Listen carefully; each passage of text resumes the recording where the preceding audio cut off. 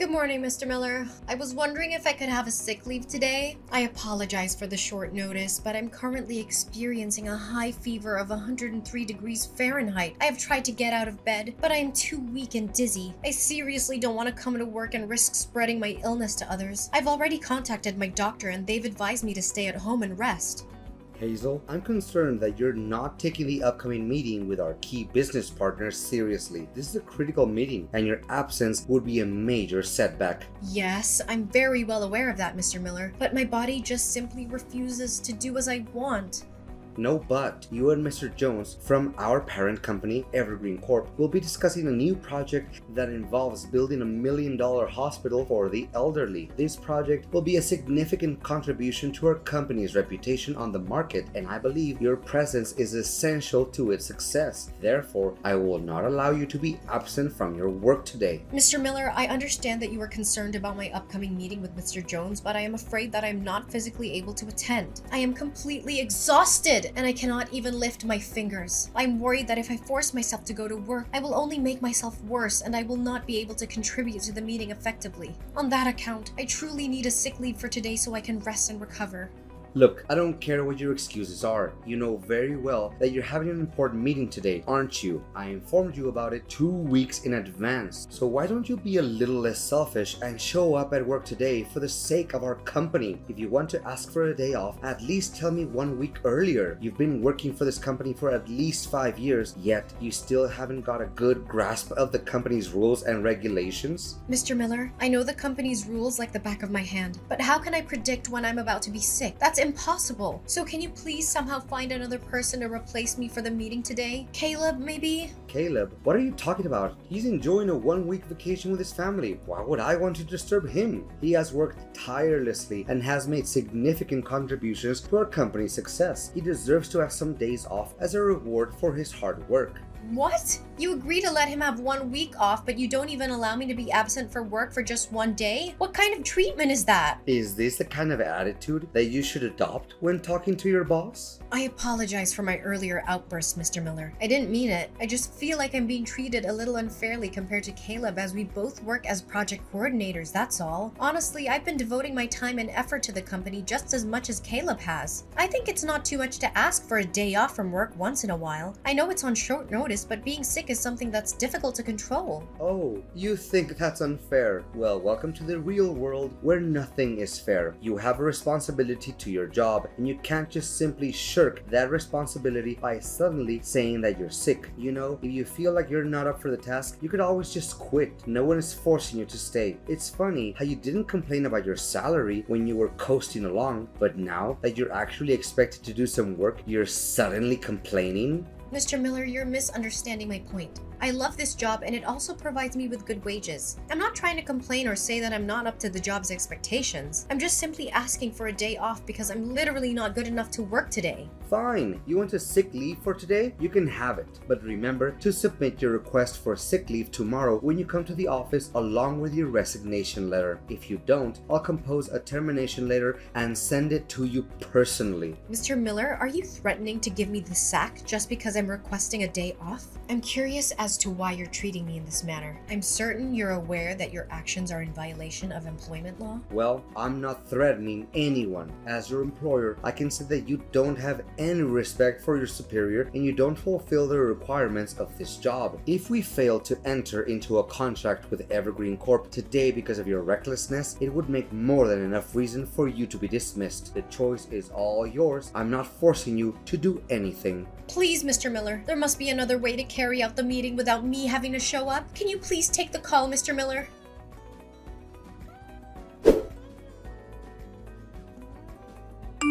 You've done a great job yesterday, Hazel. You got us another big contract. Your convincing skills have been instrumental in helping us win one contract after another. I must give you credit for that. Great. I'm glad everything worked out in the end. But I almost fainted after the meeting was over because the fever went really bad. Luckily, Mr. Jones figured that out and he took me to the hospital in time. I hope that you realize it could be a life-threatening situation, Mr. Miller.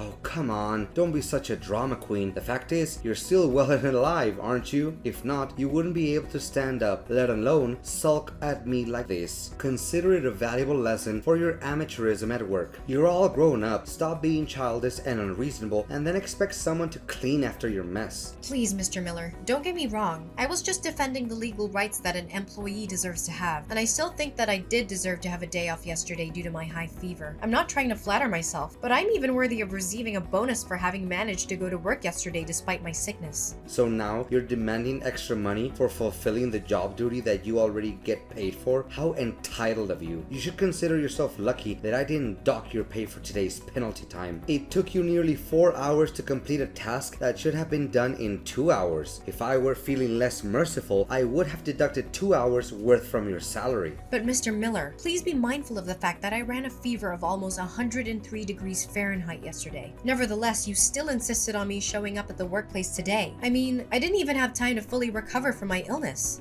Oh please, you're being overdramatic again. Yesterday, you were rushed to the hospital right after the meeting, which means that you had practically the entire daytime yesterday to regain your strength from your meager episode of the vapors. What more do you want, actually? I'm sorry, Mr. Miller, but I don't even have to be a doctor to tell that a 103 degree Fahrenheit fever is a high-grade fever. In fact, I was at my physical limit and I was about to collapse. I'm wondering if there's a way to improve the way I'm being treated, Mr. Miller, especially compared to the benefits that Caleb is receiving. Well, if you're feeling like you're being treated unfairly, I suppose you could always leave. We don't need people who are always complaining. On the other hand, if you would like to stay, I expect to see your face at work tomorrow. But Mr. Miller... Another thing, I need you to also take on Caleb's workload while he is enjoying his vacation. He won't be able to get his work done on time, so it's important that we pick up the slack. However, please don't use this as an excuse to delay your own deadlines. We need to make sure that everything gets done on time. I beg your pardon, Mr. Miller, but there's no way I'm gonna accept covering Caleb's responsibilities on his behalf because I've learned my lesson from last time. I won't let myself be taken advantage of anymore. I'm going to stand up for myself and my boundaries.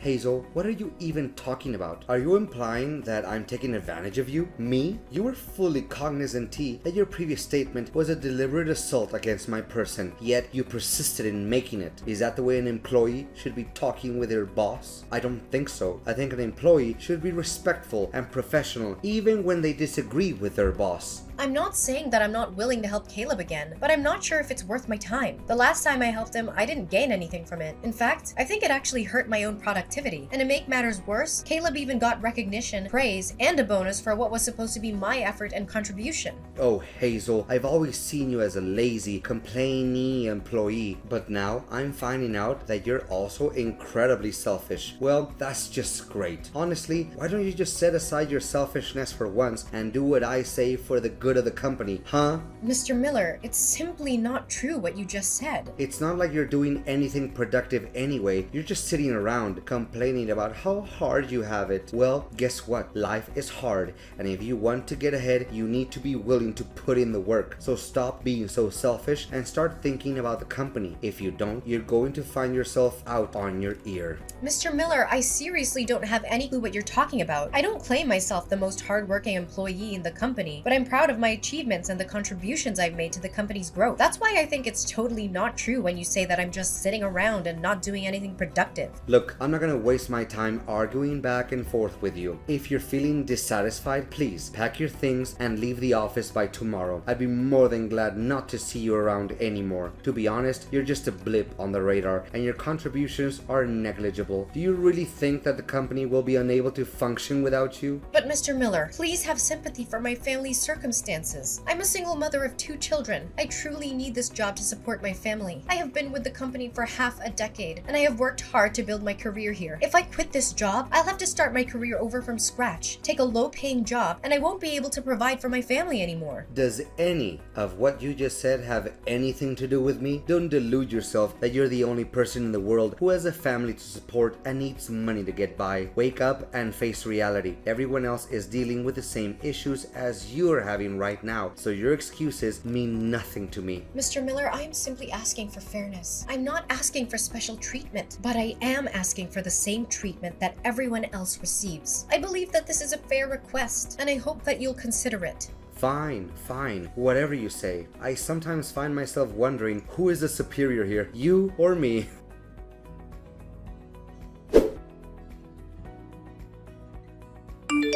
Hazel, are you there? There's something I need to talk to you about. It's urgent. Yes? What is it, Mr. Miller? I'm happy to help you in any way possible. By the way, Mr. Miller, I wanted to take a moment to thank you for taking my words into consideration and giving me more respect for my rights recently. I appreciate your willingness to listen to my concerns and to make changes that have made my work life more enjoyable. Listen, Hazel, I know it's Sunday and you're not supposed to work today. Nevertheless, I have a small request and I expect you to say yes to it. Okay, Mr. Miller, tell me.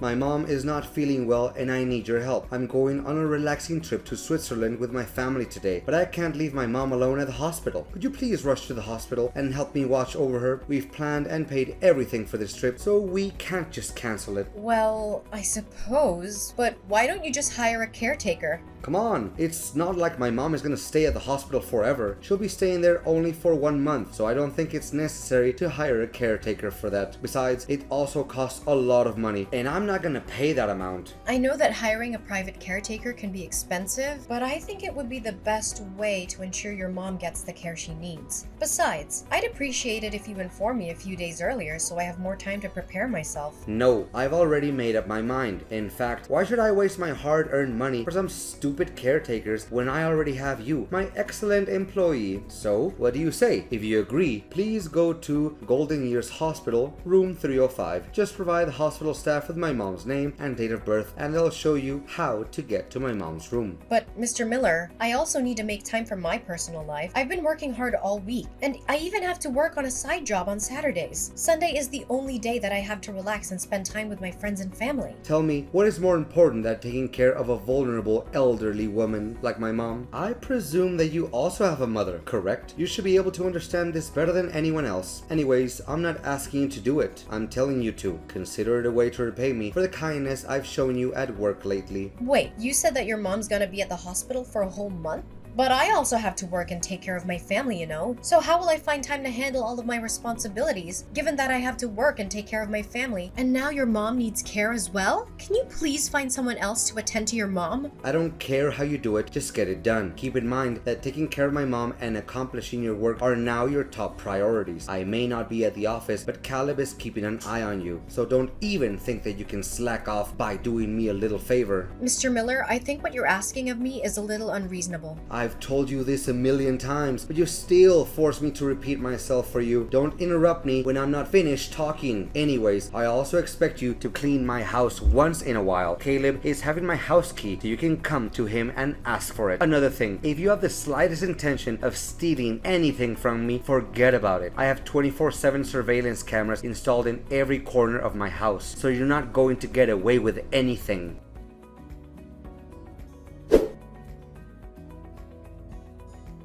Hazel, you did a really good job at taking care of both my mom and my house while I was gone. My mom was so impressed with your care that she even mistook you for a professional caregiver. Can you believe it?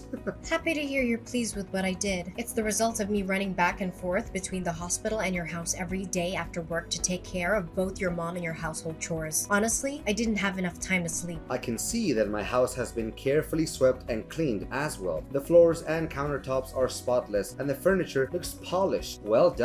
I might even consider hiring you as my family's housekeeper, but only if you're willing to work for free. Just kidding, or am I?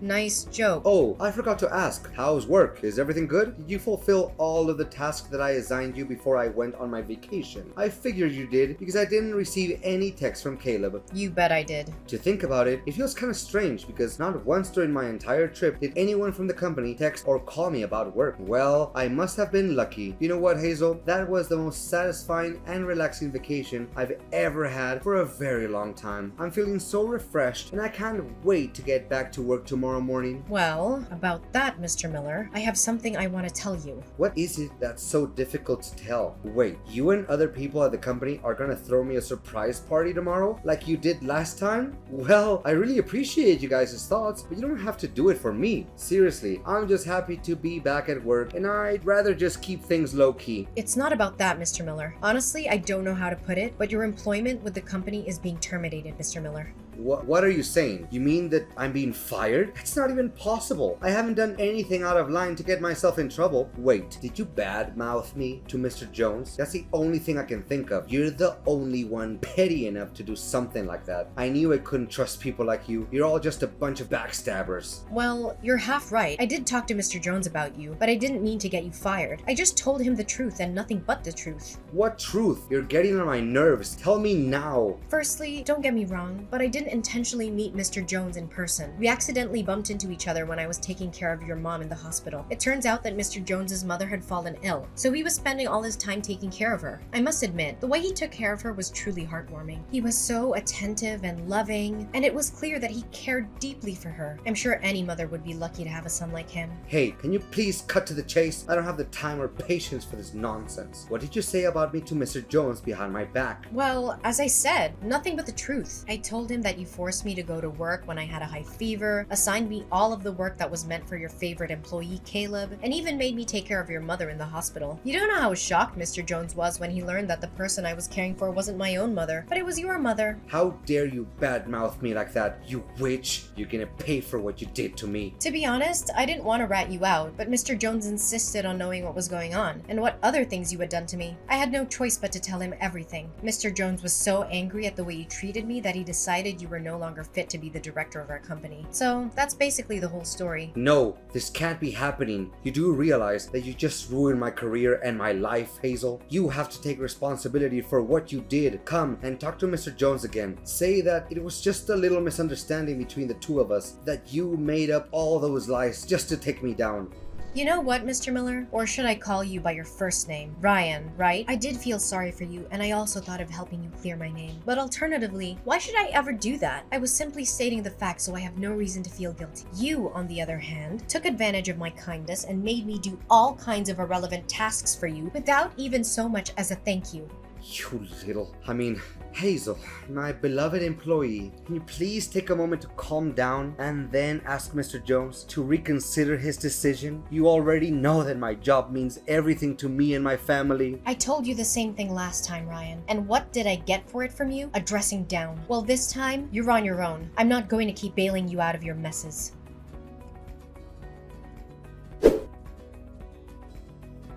Eventually, Mr. Miller, my toxic boss, was fired. I felt a twinge of sympathy for him, but I was also relieved to be free from his reign of terror. Ryan tried to contact me numerous times after he was fired, but I didn't respond to any of his calls or text messages. After all, I didn't make the decision to fire him. Mr. Jones did. Mr. Jones even promoted me to be the developer for the elderly hospital project after being impressed by my skills in taking care of the elderly and my work ethic. That wasn't the only good news for me. Mr. Jones was also appointed as the new director of the company, replacing my old boss, Ryan. I was thrilled with these developments. I knew that I could contribute to the company's success under Mr. Jones's leadership. I was also grateful to him for believing in me and giving me these opportunities. The world of employment can be a scary place, and dealing with a toxic boss is definitely something I would rather forget. However, it has also taught me valuable lessons, such as knowing my worth, speaking up for myself, fighting for my legal rights, and seeking help from others.